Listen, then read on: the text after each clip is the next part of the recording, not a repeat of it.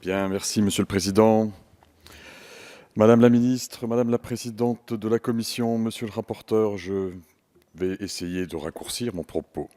Ce sont effectivement des milliers de patients dans nos hôpitaux pour qui nous ne disposons pas de traitement sur le marché, des milliers de patients pour qui la performance de la recherche en santé de la France, en France, est une question vitale.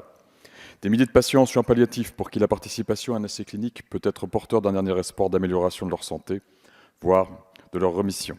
C'est pour eux avant tout, et pour eux, que nous ne pouvons tolérer de regarder nos essais cliniques s'envoler vers d'autres pays. C'est ensuite pour notre recherche. La recherche académique et industrielle en biologie santé constitue l'un des principaux moteurs de publication et de brevets en France. Elle a pour objet de conduire à la mise sur le marché de nouveaux médicaments, essentiellement aujourd'hui des biomédicaments, mais aussi de nouveaux outils et biomarqueurs diagnostiques ou encore de nouveaux dispositifs médicaux, qu'ils soient implantables ou non. Cet écosystème, fait d'alliances entre public et privé, est essentiel pour le progrès médical, le dynamisme de nos start-up et le financement de nos laboratoires et de nos hôpitaux. Essentiel mais fragile, et les essais cliniques en sont un maillot essentiel. C'est enfin pour l'économie et l'emploi que nous devons agir. Les innovations en santé contribuent pleinement à travers les big pharma, les biopharma, les biotech, les medtech, à la richesse de notre pays. Le monde de la santé est des plus compétitifs. Tout retard pris dans les rouages de la filière de ces produits met en péril la compétitivité et donc la pérennité de nos entreprises, ou encore notre pouvoir d'attraction d'entreprises étrangères sur le territoire français. Ces rouages conduisent de la paillasse du chercheur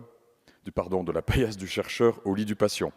Ce sont donc des centaines de milliers d'euros qui sont mis en jeu pour le développement d'un dispositif médical, mais ce sont aussi des millions d'euros qui le seront pour celui d'un médicament. 60% des essais ont quitté la France ces 12 derniers mois. Que se passe-t-il ? Divers rapports ont révélé un important goulot d'étranglement, source de retard sur la mise sur le marché, lors de la procédure d'autorisation des essais sur le patient, dit essais cliniques ou thérapeutiques. Ce retard, comme il vient d'être souligné, n'est pas unique, mais le tirage au sort des comités de protection des personnes, ou CPP, introduit par voie d'amendement dans la loi Jardé et entré en vigueur en 2016, en est un facteur certain.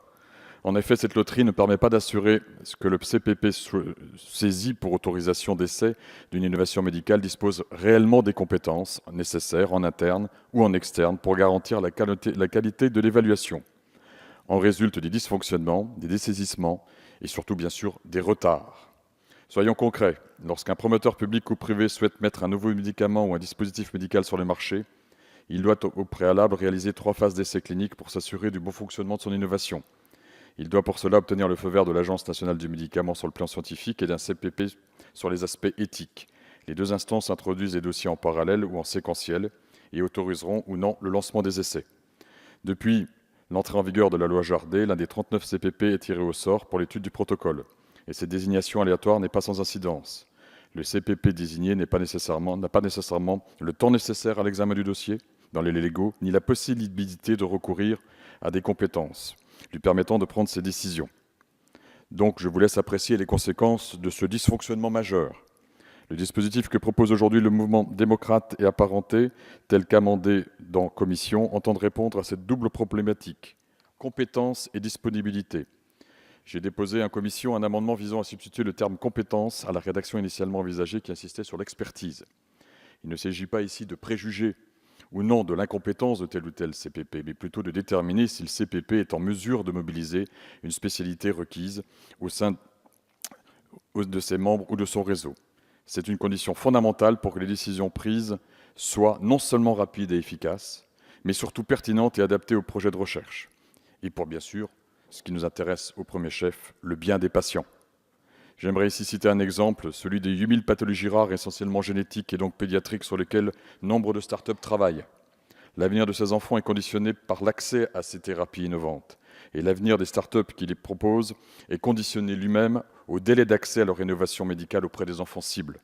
Et bien dans ce cas, l'absence d'un pédiatre mobilisable pour les CPP retenus ralentira, souvent de façon dramatique, l'accès à la thérapie. Je vais raccourcir. J'insiste enfin sur le fait que cette proposition de loi ne remette aucunement en question le tirage au sort. Et donc, une source potentielle ne peut pas former une source potentielle de conflit d'intérêts. Elle vise uniquement à le rendre plus intelligent pour permettre aux membres des CPP, qui, rappelons-le, sont des bénévoles, qui mènent une mission essentielle avec des moyens dérisoires et dont je tiens à saluer ici l'engagement, de disposer de conditions plus favorables pour rendre leurs décisions. Et par ricochet, à rendre la procédure d'autorisation des essais cliniques efficace et surtout, bien sûr, finalement, à les conserver sur le sol français. Je souhaite uniquement, pour terminer, rappeler les enjeux de cette proposition. 1. Permettre à nos patients de rester en première ligne pour bénéficier de ces innovations. 2. Permettre à des millions d'euros de continuer à s'investir dans notre recherche clinique et par contre-coup dans nos hôpitaux, qui, me dit-on, en ont bien besoin. 3. Permettre à l'écosystème de la recherche académique et industrielle en biologie santé de se développer. Et enfin 4. Tout simplement permettre à la France de conserver le contrôle de ses essais cliniques et de leur qualité. Pour toutes ces raisons, le groupe Mouvement démocrate et apparenté non seulement soutient cette proposition, mais l'inscrit à l'ordre du jour de sa niche parlementaire. C'est ce qui vient d'être fait. Je vous remercie.